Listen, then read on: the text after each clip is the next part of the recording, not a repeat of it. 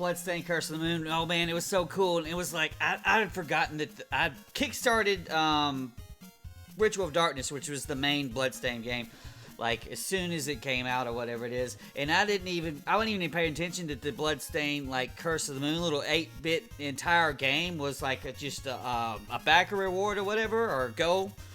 And I think, what was it, like a year or 6 months before we even got actual Bloodstained Curse of the Moon came out.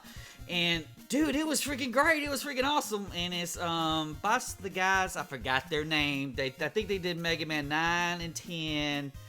And I believe they done Mighty Number 9. Probably want to talk about that.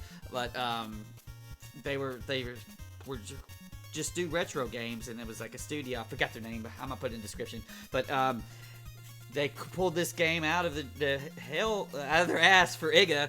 Iga, when he did a game, he put the backer girl rewards, and dude, it was fun. It's very much like Castlevania 3, where you've got the 4 different guys or whatever it is. I mean, the 3 guys, but they're 4 here, and they have different abilities. And this game actually lets you swap through all of them, and they have their own life bars and shit. So it's kind of like Ninja Turtles 1 for the NES, where you want to try to keep their lives just right, make sure everybody's got the right equipment and stuff like that, use the right person for the right situation. And it's not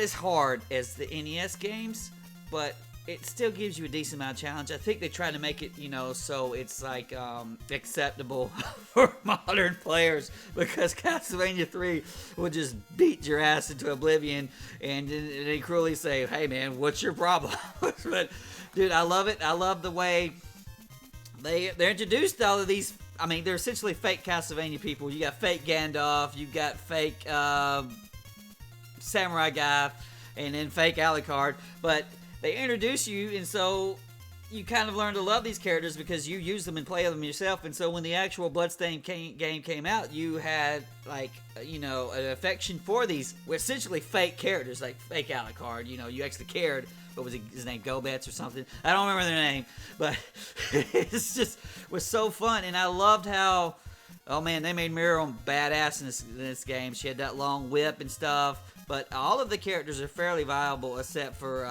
the little wizard guy. His regular attack was way shit compared to actual Castlevania 3 Syphus.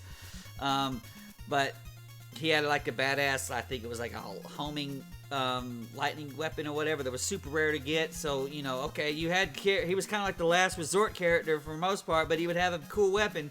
They did a decent amount of work to balance in the characters and make each one useful. Some of them are good for attacking up, like Alucard here, and this guy would be good for like putting like a little flame shield around him, so it'd be immune to a lot of hits. And right here you have different abilities, so it's like with the ice, you could freeze this ice guy and jump on him, and you can go the different routes and whatever it is. And there would be a point to go into certain routes or going to the harder routes, because you could get a permanent life boost or mana boost or something like that. And you might want to go back through and make sure you get everything. And then as you play through the game, I think it unlocked different difficulty modes or whatever it is.